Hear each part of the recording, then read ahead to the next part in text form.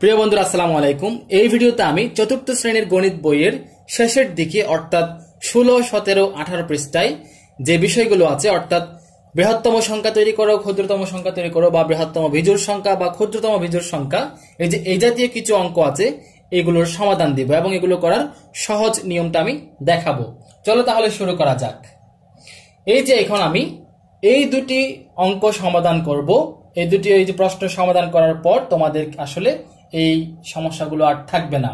এবার যে বিষয়টি করতে হবে সেটা হচ্ছে এই দুটি অঙ্কে যাওয়ার আগে, প্রশ্নে যাওয়ার আগে আমাদেরকে কিছু বিষয় জানতে হবে। বিষয়গুলো হচ্ছে আমাদেরকে জানতে হবে কি, দেখো দেখি আমি কিছু এখন কথা লিখবো। এক অঙ্কের বৃহত্তম সংখ্যা হচ্ছে কত? 9। তাহলে দুই অঙ্কের বৃহত্তম সংখ্যা কত হবে? 2টা 9। 3 অঙ্কের বললে 3টা 9। এভাবেই যত অঙ্কের বৃহত্তম সংখ্যা বলবে ততটি আমরা 9 বসাবো। এবার যদি তোমাকে কেউ যদি বলে এক অঙ্কের ক্ষুদ্রতম সংখ্যা, তখন কিন্তু আর 9 দেওয়া যাবে না এবং সবচাইতে ছোট যে শূন্য আছে, শূন্যও কিন্তু দেওয়া যাবে না। কেন? কারণ শূন্য গাণিতিকভাবে একটি বিশেষ সংখ্যা এবং শূন্যের কোনো মান নেই। এই জন্য আমরা শূন্যের চাইতে একটু বড় যে সংখ্যাটি আছে তার নাম হচ্ছে 1। এই জন্য আমরা এক অঙ্কের ক্ষুদ্রতম সংখ্যা দিব যে কত? 1।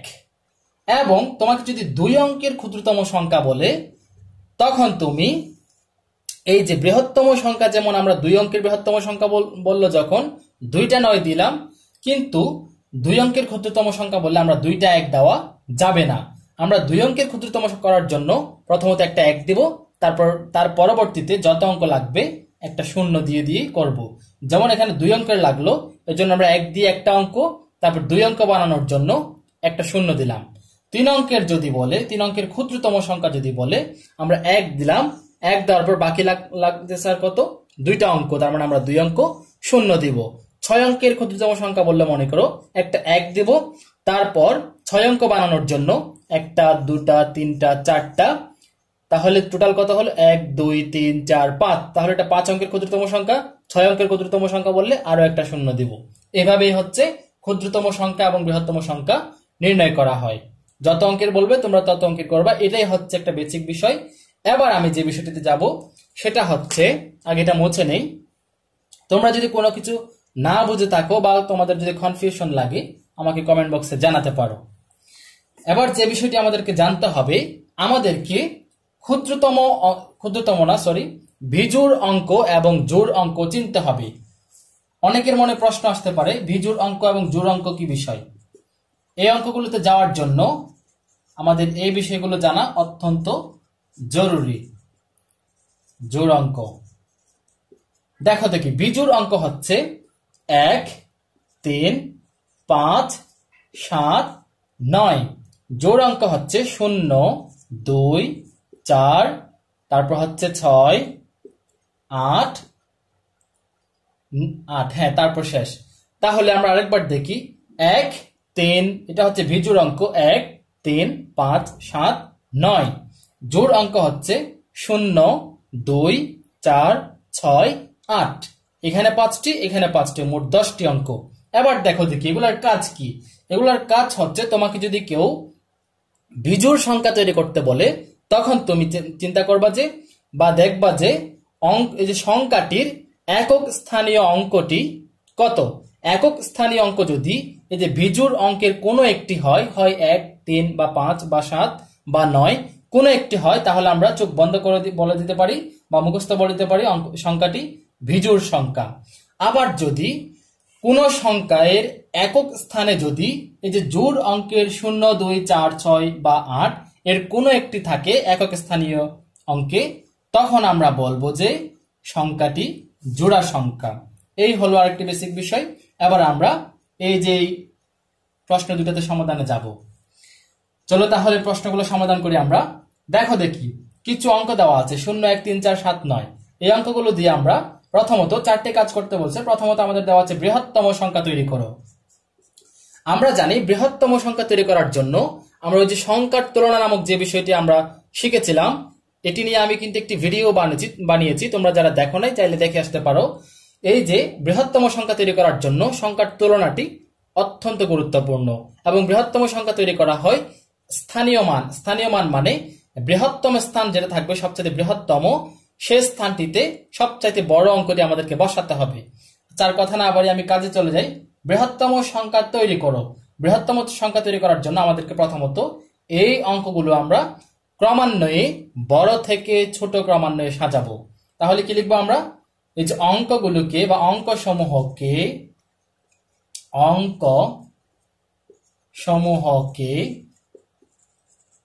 বড় হতে ছোট ক্রমে সাজিয়ে পাই। কি পাই আমরা? সাজিয়ে পাই। যেখানে বড় হতে ছোট বলছে, কিন্তু বড় কোনটা? বড় হচ্ছে এখানে সবচাইতে বড় হচ্ছে 9, বৃহত্তম চিহ্ন 7, বৃহত্তম 4, বৃহত্তম 3, বৃহত্তম 1, বৃহত্তম 0। এবার দেখো দেখি, এই যে আমরা বড় হতে ছোট ক্রমে সাজিয়ে পেলাম, এটাকে যদি আমরা এবার যদি পাশাপাশি লিখে দেই, তাহলে যে সংখ্যাটি আসবে সেটি হবে যে আমাদের গঠিত বৃহত্তম সংখ্যা। তাই আমরা লিখব, সুতরাং বৃহত্তম সংখ্যাটি সমান 9, 7, 4, 3, 1, 0। এই যে এটাই হচ্ছে আমাদের গঠিত বৃহত্তম সংখ্যা। এবং এটা যে বৃহত্তম সংখ্যাটা আমরা কেমনে বুঝবো? এই যে এখানে সবচেয়ে বড় স্থান কোনটা? এটাই হচ্ছে সবচেয়ে বড় স্থান, 9-এরটা, এবং সবচেয়ে বড় স্থানে বড় অঙ্কটি আছে, তাইলে এটা নিঃসন্দেহে সবচেয়ে বৃহত্তম সংখ্যা। এবং তার দ্বিতীয়, এই যে দ্বিতীয় বড় স্থান হচ্ছে এই যে এটা 7-এরটা, আমরা দ্বিতীয় বড় স্থানেও দ্বিতীয় বড় অঙ্কটি আছে, তৃতীয় বড় স্থানেও তৃতীয় বড় অঙ্কটি আছে। এভাবেই কিন্তু আমরা বুঝতে পারি যে সংখ্যাটি বৃহত্তম সংখ্যা। এবার আমি এই যেটা 1 নম্বরের অর্থাৎ ক নম্বরের সমাধান হয়ে গেল। এবার আমি খ নম্বরে চলে যাব। খ নম্বরে দেখো দেখি, খ নম্বরটাও একই রকম, যে বলা হয়েছে ক্ষুদ্রতম সংখ্যা তৈরি করো। ক্ষুদ্রতম সংখ্যা তৈরি করার জন্য আমাদের কি করতে হবে? এই একটু আগে আমরা করেছিলাম অঙ্কগুলোকে বড় হতে ছোট ক্রমে সাজিয়েছিলাম, এবার আমরা ছোট হতে বড় ক্রমে সাজাবো। এদিকে লিখবো কি আমরা? ছোট হতে বড় ক্রমে সাজাবো। এবার আমরা এদিকে লিখবো যে বড় ক্রমে সাজিয়ে পাই, ঠিক তার বিপরীত, এর আগের বিপরীত। কিভাবে? সবচেয়ে ছোট অঙ্ক হচ্ছে 0। এবার আমরা বৃহত্তম চিহ্ন দিতে পারবো না, এবার আমরা দিব যে ক্ষুদ্রতম 1, ক্ষুদ্রতম 3, ক্ষুদ্রতম 4, ক্ষুদ্রতম 7, ক্ষুদ্রতম 9। এবার আমরা অঙ্কগুলোকে পাশাপাশি লিখলে ক্ষুদ্রতম সংখ্যা হয়ে যাবে। দেখো দেখি, সুতরাং গঠিত লেখার দরকার নেই, ক্ষুদ্রতম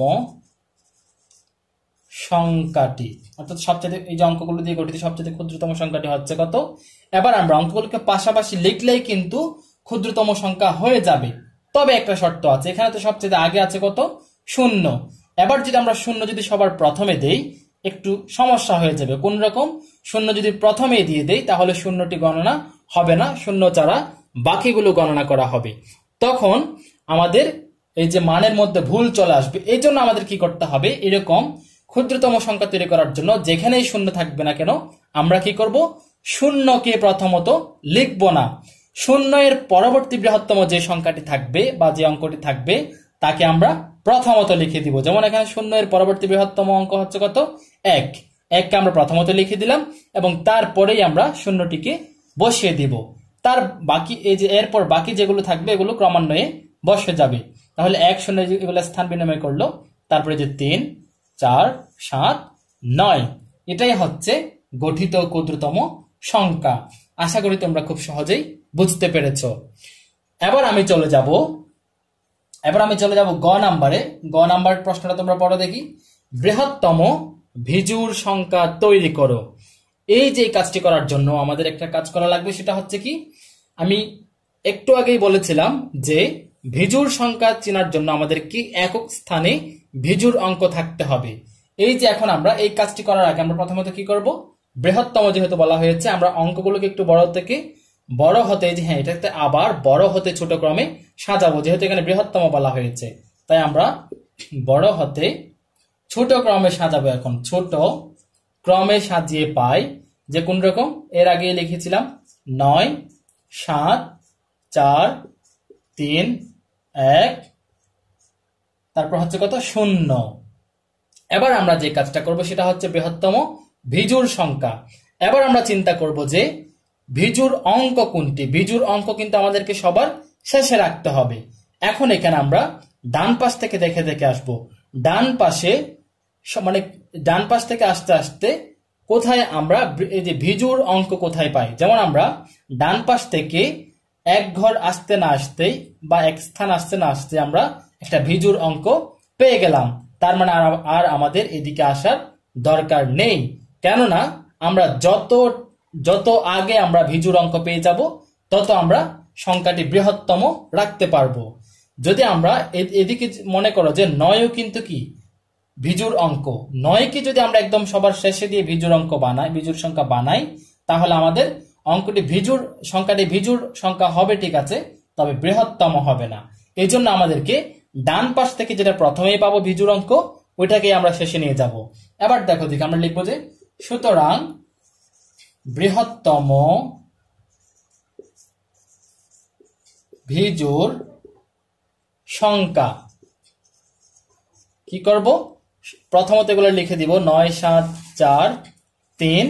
এই যে দেখো দেখি, হ্যাঁ 3ও কিন্তু বিজোড় অঙ্ক, 3কেও আমরা শেষে নিতে পারবো না, কারণ 3কে শেষে নিয়ে গেলে তখনও আমাদের বৃহত্তম থাকবে না। এবার দেখো দেখি 9 7 4 3। এবার আমরা 1 লিখবো না, 0 লিখে দিব, তারপর এই যে শেষে 1 কে নিয়ে যাব।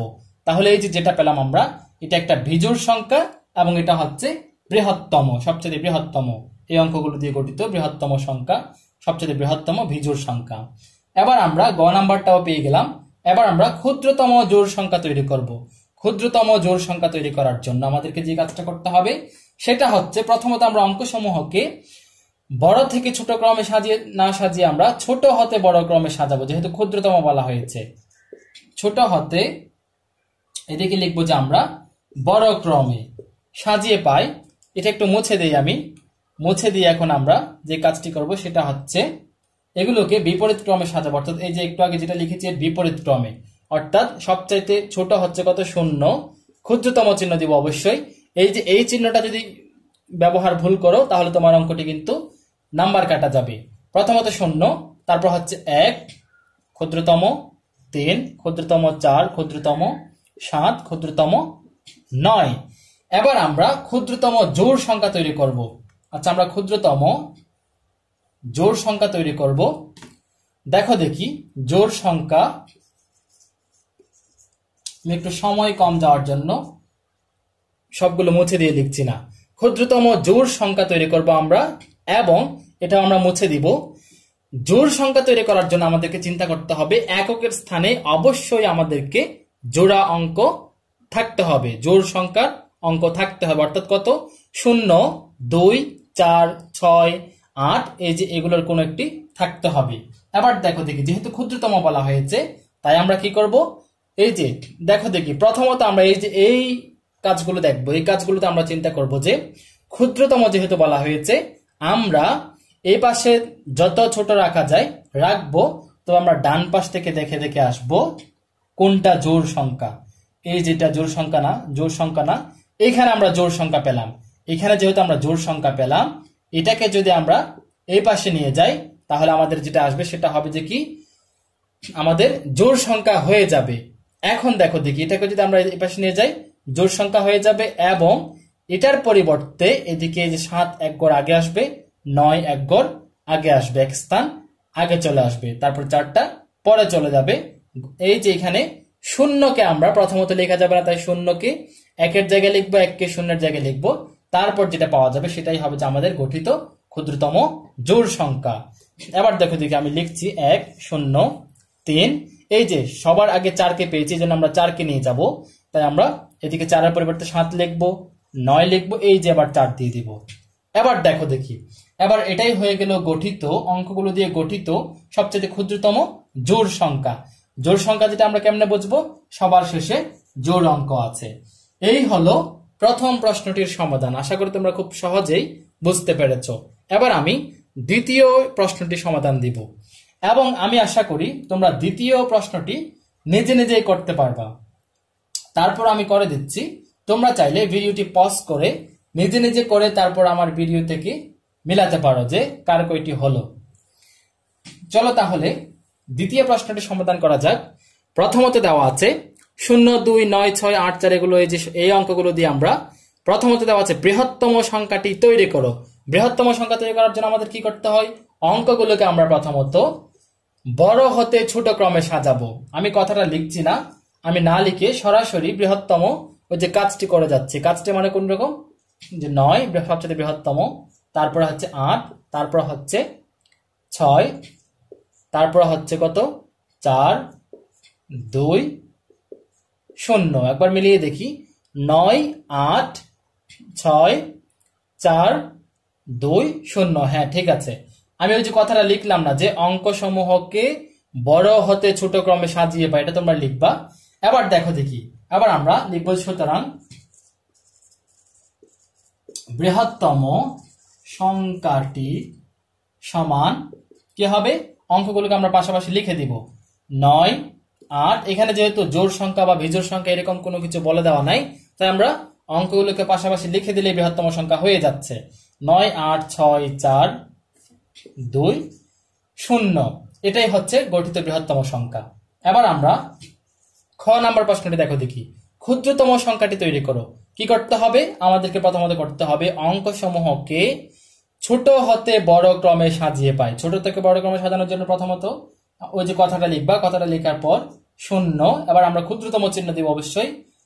2 ক্ষুদ্রতম, 4 ক্ষুদ্রতম, 6 ক্ষুদ্রতম, 8 ক্ষুদ্রতম, অবশ্যই 9।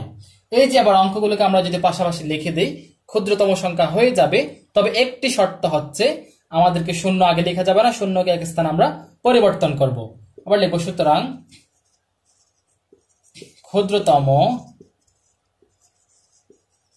সংখ্যাটি সমান কত হবে, প্রথমে 2 লিখবো, তারপর 0, বাকিগুলো যেরকম আছে লিখে দিব। 4, 6, 8, 9, এটা হচ্ছে দাঁড়ি।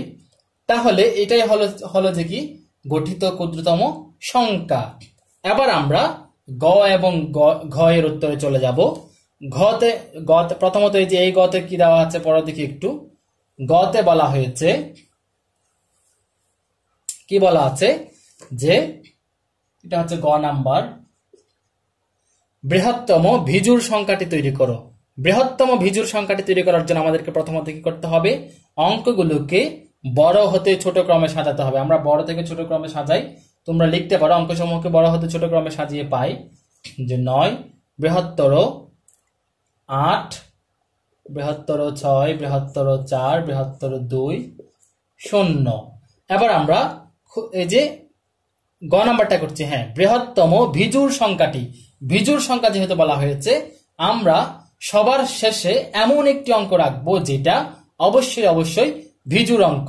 এবার আমরা সরাসরি লিখে দিই, সুতরাং বৃহত্তম ভিজুর সংখ্যাটি সমান। এবার আমরা এখানে দেখব, আমরা ডান পাশ থেকে দেখে দেখে আসব কোথায় আমরা এই যে ভিজুর সংখ্যা কোথায় পাই দেখবো আমরা। 0 ভিজুর না, 2 ভিজুর নয়, 4 9, 6 হবে না, 8 হবে না, এই যে 9 কে আমরা পাচ্ছি যে কি ভিজুর অঙ্ক। তাইলে আমরা 9 কে কানে ধরে একদম ডান পাশে নিয়ে আসব।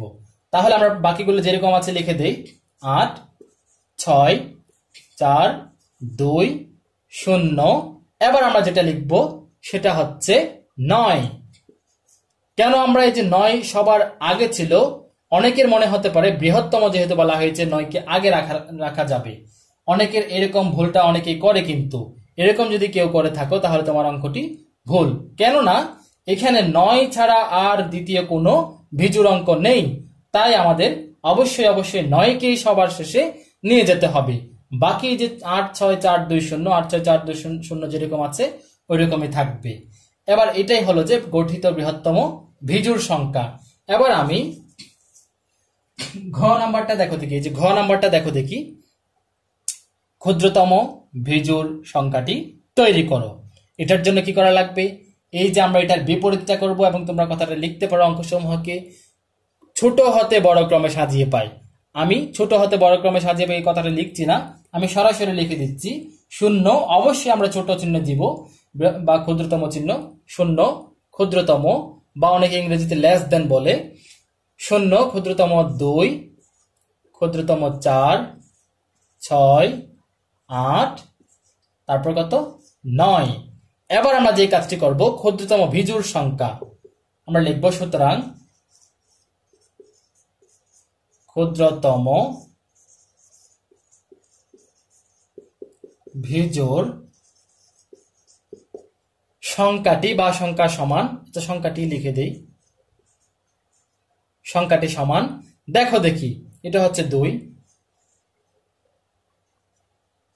হ্যাঁ, এবার দেখো দেখি ক্ষুদ্রতম ভিজুর যেহেতু বলা হয়েছে, তাই আমরা ভিজুর অঙ্ক খুঁজবো। এখানে ভিজুর অঙ্ক আমরা পাচ্ছি কিনা দেখি।